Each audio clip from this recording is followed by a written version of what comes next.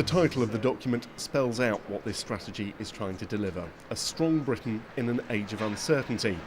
And while military matters are for the first time formally laid out alongside other security considerations like terrorism, Britain's military is still very much at the heart of this document. International terrorism rather than war is first to be identified among the greatest threats to Britain right now. Terrorism of the sort seen in the London bombings of 2005 or a 9/11 style attack on British soil. Al-Qaeda still seen as the greatest threat. And so this strategy comes racing back to Afghanistan and the work of British forces there.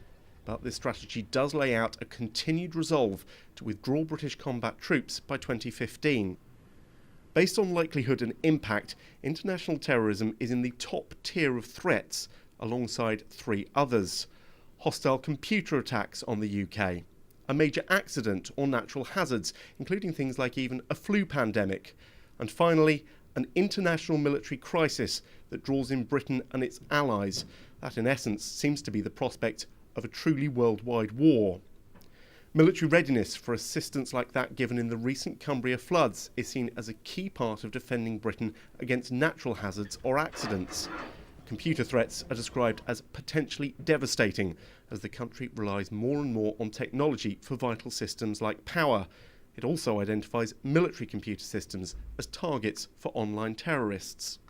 What this strategy sets out is essentially the priorities for the country in the threats that it faces and the resources that are needed to go into tackling them. When you look inside, the possibility of nuclear, chemical or biological attack is included in Tier 2, not because it's not seen as serious, but because it seems perhaps less likely than those in Tier 1. Some of the more conventional military threats of an attack against Britain, its dependents or its allies are included in Tier 3. So that is the job that has been set out to defend Britain in the future. What we won't find out until tomorrow from inside the Ministry of Defence is the resources and forces that are available to do that job. But the politicians have already given some clues as to what will be revealed. We're told the defence budget faces cuts of around 8%, less than had been feared by some, but it is on top of the £38 billion black hole that was already in the defence budget. Both of the new aircraft carriers will be built. That was confirmed yesterday by the man holding the purse strings and demanding the cuts, Chancellor George Osborne. Of all the most difficult decisions we faced, this has been the most difficult. These aircraft carriers, ordered by Gordon Brown and Alan Johnson when he was in the cabinet, we were signed up to a contract we couldn't get out of. It was not obvious what planes will fly off these things as they're being built. It would literally cost us, I promise you, we went into this in some detail, more to cancel the things than to go ahead and build them. It's still not clear what planes will be available to fly from the carriers and when. The Defence Secretary Liam Fox wouldn't rule out a gap between the retirement of Britain's Harrier fleet and the purchase of new Joint Strike Fighters. He also made clear personnel numbers will have to fall. We won't know until tomorrow how many, from which services, and how quickly. There are still questions to be answered.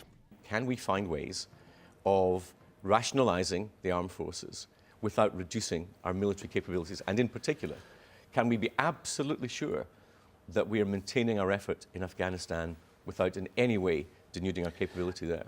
Critics have accused the government of rushing both the security strategy and the defence review. They've also claimed it's all really about saving money.